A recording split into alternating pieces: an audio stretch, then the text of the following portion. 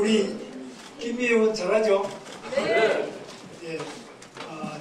김미애 의원이 그냥 말씀하는 게 아니라 본인이 오랫동안 가장 낮은 곳에서 가장 어려운 삶을 살아오시면서 몸에 체득한 본인의 인생의 역정과 또 꿈과 모든 것을 다 담아서 말씀해 주신 데 대해서 감사를 드리면서 우리 당도 그렇게 바뀌어야 됩니다. 당이 더 낮은 곳으로 더 어려운 분들의 눈물을 닦아드리기 위한 당이 돼야지 돈 많은 사람들을 위해서 하는 당이 돼서 안 되고 또 제가 이 당에 입당한 지가 30년인데요. 30년 전에 그때 입당할 때에 비해서 지금 자기 정체성이 많이 약해졌습니다. 우리 당이 제가 이제 예를 들면 홍준표 후보나 이재호 후보나 이런 것보다 제가 입당이 한 2년 정도 빨리 한 사람입니다. 그래서 제가 이 당에 입당했을 때 그때는 국방, 외교, 안보는 무조건 우리 당이었고 또 경제, 민생 그것도 무조건 우리 당이었습니다. 그래서 정말 대한민국의 국방, 안보, 외교, 통일을 책임지고 경제, 민생, 산업을 책임지는 당이 우리 당은 지금은 약해져서 뭐하는 당이지 이런 생각을 하는 분들이 계시는데 지금 당도 많이 바뀌어야 됩니다. 비판하시는 많은 분들 계시지만 우리 김미애 의원 같은 분과 함께 온 몸으로 온 삶으로서 당을 더 바꿔 나가고 어려운 분들과 함께 그 어려움을 극복하는 당이 되도록 하겠습니다. 그리고 오늘은 수출 5대 강국 공약을 발표드리겠는데요. 저는 이걸 지금 선거를 나와서 발표한 게 아니고 제가 경기도지사가 2006년에 되는데요. 그때부터 시작해서 거의 한 20년간에 걸쳐서 일관되게 제가 주장하고 지금 또 일관되게 그 부분을 같이 주장하고 있습니다. 그건 제 인터넷 같은 데서 당시 기사 검색해 보시면 다 확인하실 수 있습니다. 그래서 우리나라는 지금 굉장히 경제적인 위기, 제로성장 시대 또는 저성장이 구조화되는 길목에 있기 때문에 이걸 어떻게 하면 탈출할 수 있냐. 제가 지금까지 이야기해왔던 경기도지사 처음 할 때부터 지금까지 해왔던 우리 박수영 의원 계시지만 그때부터 지금까지 저는 일관되게 기업이 중요하다. 기업이. 그럼 저 사람은 저는 많은 욕을 먹었습니다. 저 사람은 분명히 삼성에 돈을 먹었겠지. 그러니까 자꾸 삼성을 도와주는 거 아니에요. 또 SK 하이닉스 이천에 있는 거는 저게 할당 상수는 보호구역 아닙니까? 저기 저기가. 그러니까 환경부도 반대하고 국토부도 반대하고 다 반대합니다. 다른 지방자치단체도 왜 자꾸 경기도만 공장을 다 반대하는데 제가 일관되게 밀어붙여서 지금 이천 하이닉스 그거 보시면 새로 지은 공장도 다 제인데 온갖 난관을 듣고 안 겁니다. 환경부 장관 설득하고 국토부 장관 설득하고 중앙부처 대통령부터 계속해서 합니다. 그리고 LG도 지금 평택 지미 오산 밑에 거기도 마찬가지로 제가 과감하게 연구단지나 농업진흥지역을 풀어서 확대했거든요. 그래서 제가 한 대부분의 그 일은 그때나 지금이나 변함없이 기업이 매우 중요합니다. 그럼 노조하는 사람들, 저 사람들 기업 이야기만 하고 기업이 있어야 노조가 있습니다. 기업이 없는데 어떻게 노조가 있습니까? 그래서 기업이 잘 돼야 노동조합의 조합은 늘어나죠. 기업이 문 닫고 나면 노조가 어떻게 있습니까? 너무나 간단하다. 그 기업이 있어야 또 세금을 내서 약자로 돌보죠. 세금 안 내는데 어떻게 무슨 돈으로 약자로 돌봅니까? 그래서 이런 부분에서 기업을 하기 좋은 나라에는 지금 불행하게도 대한민국에 기업하기 가장 어려운 나라가 되고 있습니다. 온갖 규제가 많고 온갖 발목을 잡고 삼성 이재용은 아직 재판받고 있잖아요. 대한민국 세계에서 제일 잘 나가는 기업은 전부 재판받고 감옥하고 이게 말이 됩니까? 그럼 범죄를 봐주자면 봐주자는 게 아닙니다. 그런 부분도 얼마든지 벌금도 때릴 수도 있고 또 사전에 그걸 다 찾아가지고 막을 수도 있습니다.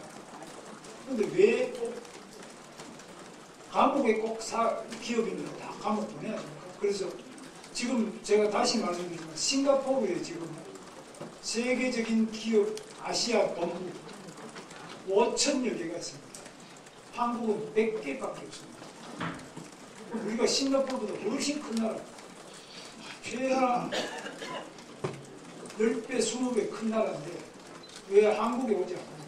우리는 바로 굉장히 큰 시장이 중국도 있고 일본도 있고 다 지정학적으로 러시아도 가깝고 최고로 좋은 위치. 미국하고도 우리가 가깝습니다. 싱가포르 얼마나 구석진 곳입니까?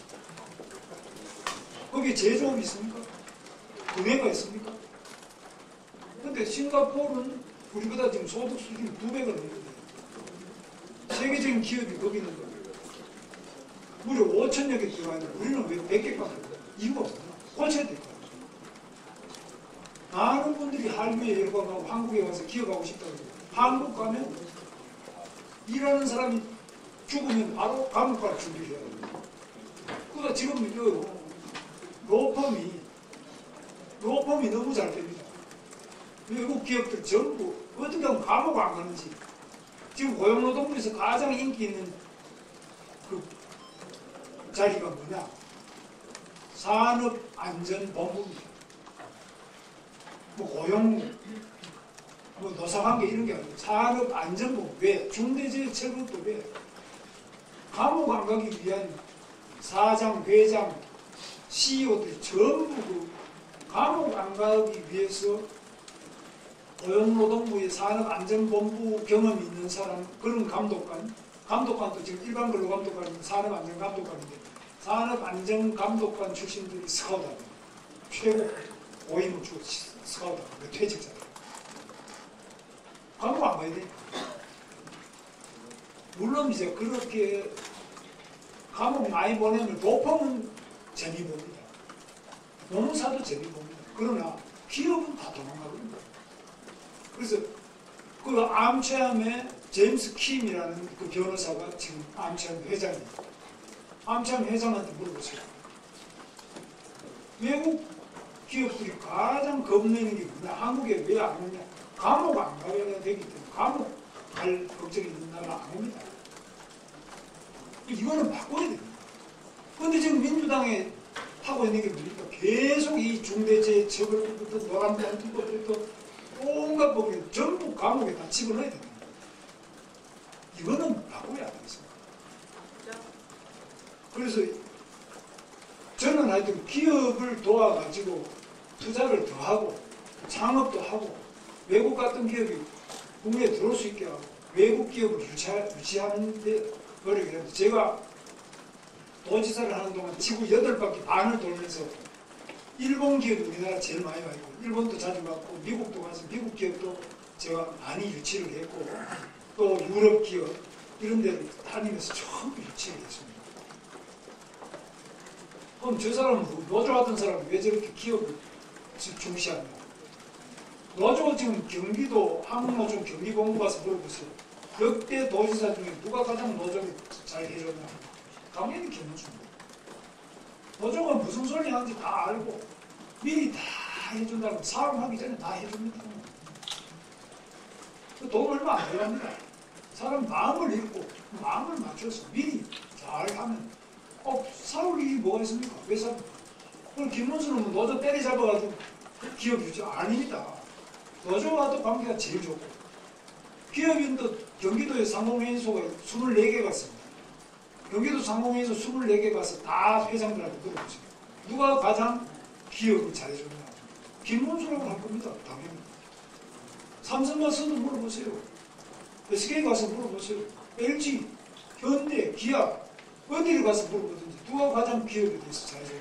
김문수입니다. 노조도 잘해주고 기업도 잘해주고. 그게 가능하냐? 가능하죠. 왜 가능 안 합니까? 노조도 잘해주고 기업도 잘해주고 왜 불가능합니까? 두 개가 바로 공동체, 이익, 공동체. 그래서 저는 노사정, 그러니까 노사정이 다 일체다. 하나다. 이해관계가 일치합니다. 정부나 노조나 회사나 국민은 이익 일치합니다.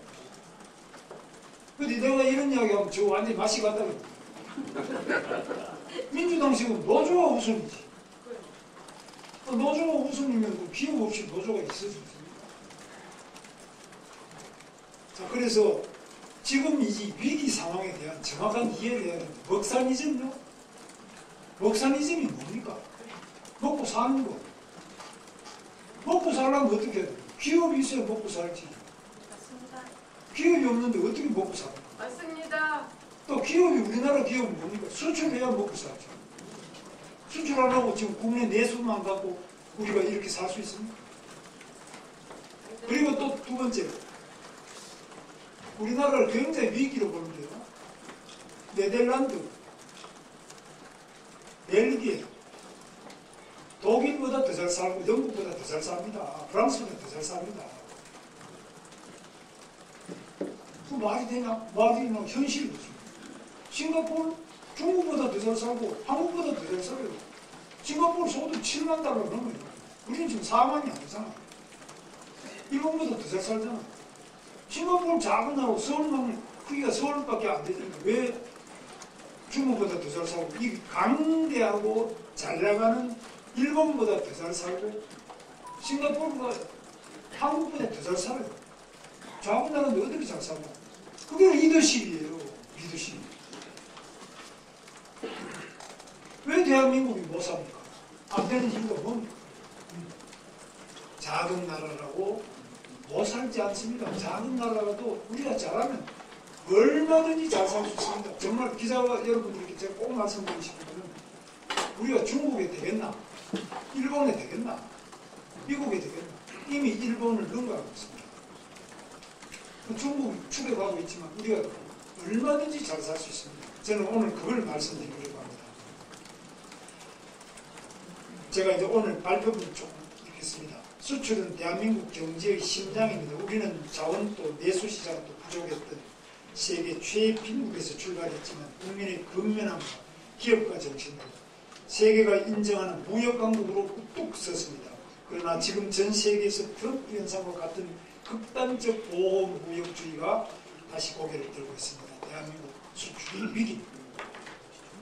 글로벌 공급망은 정치적으로 재편되고 보이지 않는 장벽과 차별적 규제가 수출 기업들을 위협하고 있습니다. 이럴 때일수록 더 넓은 시장을 향해 더 과감하게 나아가야 합니다.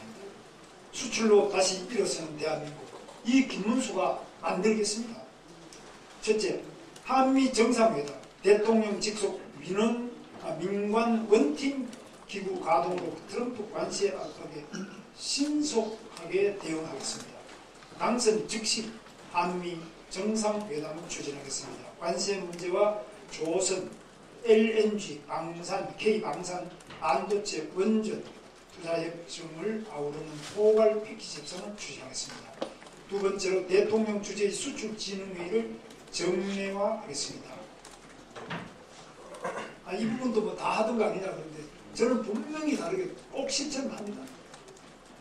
세 번째, 세계 무역 공급망을 관세 환율 리스크에 선제 대응하겠습니다.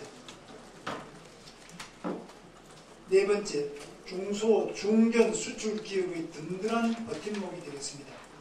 중소, 중견 기업들도 피눈물 나는 사연이 많습니다. 도와드릴 게 너무너무 많습니다. 그러나 무조건 도와드리는 게 아닙니다. 잘하는 중소기업, 잘하는 벤처기업, 잘하는 중견기업, 잘하는 데는 많이 도와줘서 더 크게 해주고, 뭐 안 되는 데는 문 닫아야 될 거 아닙니까? 어떻게 알아요?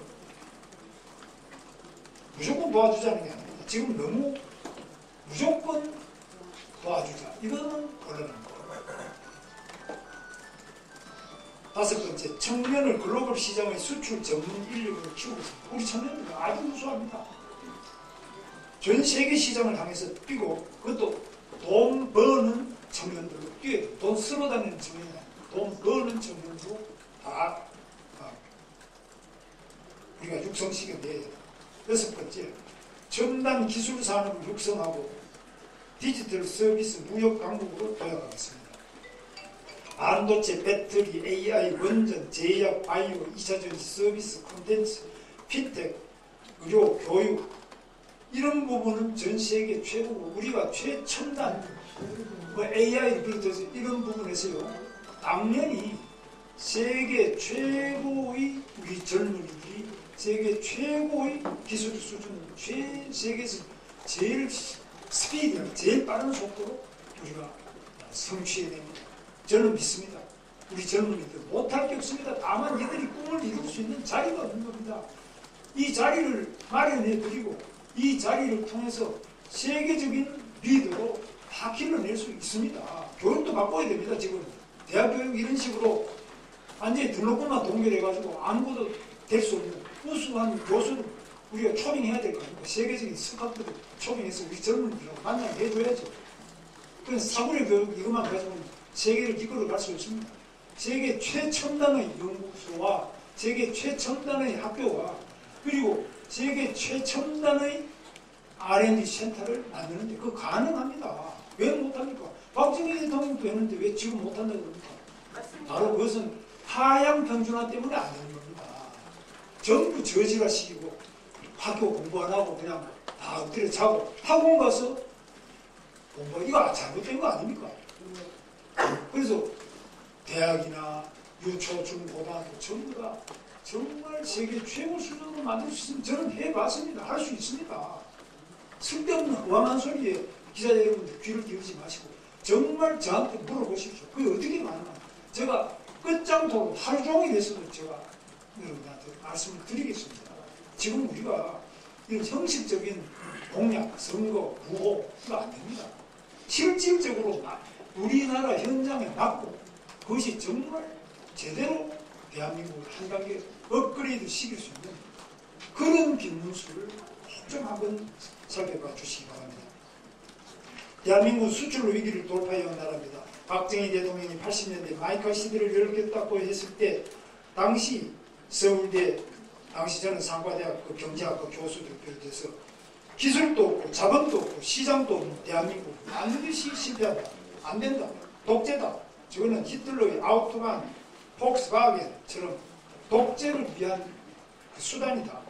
반대했는데 저도 교수들 말씀대로 반대했습니다. 그러나 박정희 대통령은 다 불가능하다고 하던 그 마이카 세계 최고의 현대 기아차를 만들어냈습니다. 왜 못합니까? IMF 때 수출이 우리를 살렸고 코로나 때도 수출이 버팀목이 됐습니다. 이제는 대통령이 다시 수출도 챙기고 기업도 챙겨야 돼요. 김문수는 직접 세계 시장을 누비는 경제 대통령이 되겠습니다. 수출 대통령이 되겠습니다. 기술, 과학 대통령이 되겠습니다. 저는 경기도지사를 역임하면서 투자유치를 위해 지구를 8바퀴 반 이상 돌았고 투자유치 설명을 드렸습니다. 국내 주요 기관과 기업과 106차례 이상의 MOU를 체결했습니다. 일자리 도시사라는 새로운 별명도 얻었습니다. 이제 수출 5대 강국 반드시 실현하겠습니다. 다시 일어서는 대한민국, 수출로 앞서가는 대한민국, 김문수가 만들겠습니다. 저는 해봤습니다. 할 수 있습니다. 한번 해봅시다. 감사합니다.